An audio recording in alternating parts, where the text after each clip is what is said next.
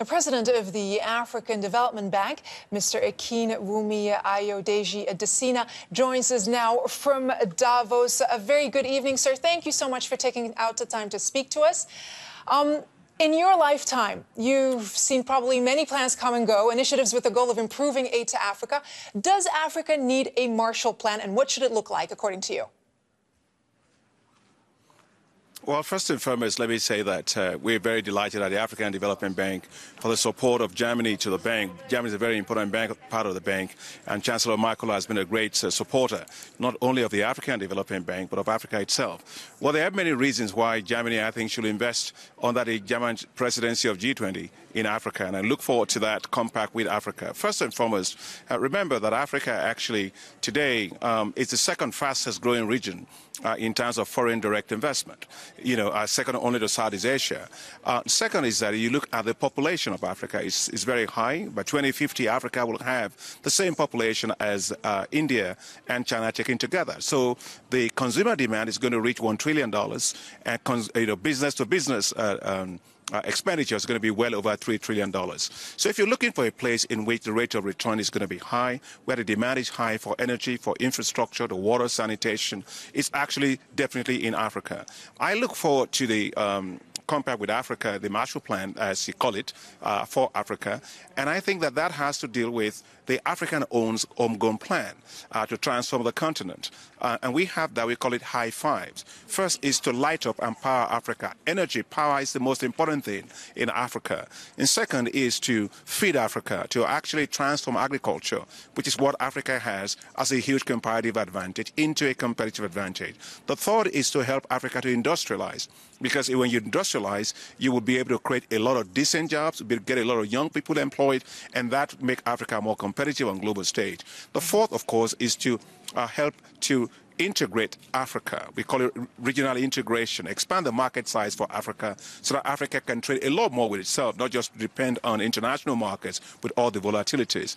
And fifth, and quite honestly, for me, the most important, is to improve the quality of life of the people of Africa, investing in education for the youth and creating jobs. And at the African Development Bank, we are, I believe that I was listening to your program, that the solution to the migration crisis is not in Europe. That solution is in creating new economic opportunities in Africa. And at the African Development Bank, we have just launched a major program called Jobs for Africa's Youth to help to create 25 million jobs for Africa's youth within the next 10 years, and to create a new generation of young agricultural entrepreneurs for Africa. So we welcome the plan. It's a very good plan. I look forward to working with Chancellor Merkel on this. Right. So would it be then fair to say that there is a silver lining to this? Because the question, of course, is if this plan would even see the light of day were it not for the migration crisis. But could renewed interest from Europe and from Germany in curbing migration, could an institution like yours capitalize on that and have Western private sector invest in Africa? Absolutely. Don't forget that Africa, when it comes to reforms for private sector investment in Africa, is big. Africa accounted for 30% of all the business regulatory improvements done globally last year. So there's a lot going on with that. And I really believe, as president of the African Development Bank, that the key to Africa's development, sustainable growth and development, is to support the private sector. We have pretty much increased our own financing to the private sector by 10 times. And we are actually deploying lots of instruments to attract private investment into Africa. One of the things that we will be launching this year to attract global pension funds and global sovereign wealth funds and other institutional investors to Africa is what we call Africa Investment Forum.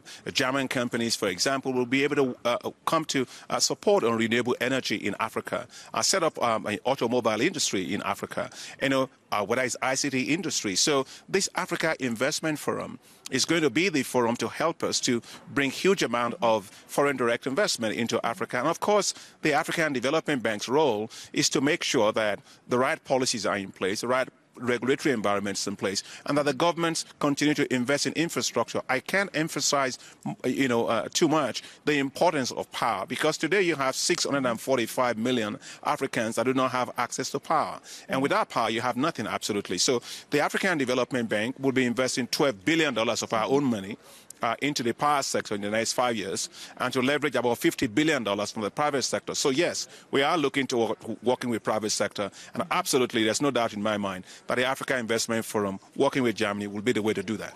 Right, and creating the right environment in Africa for the private sector to incubate there. Thank you so very much, Mr. Akinwumi Ayodeji Adesina, the president of the African Development Bank. We greatly appreciate your perspective.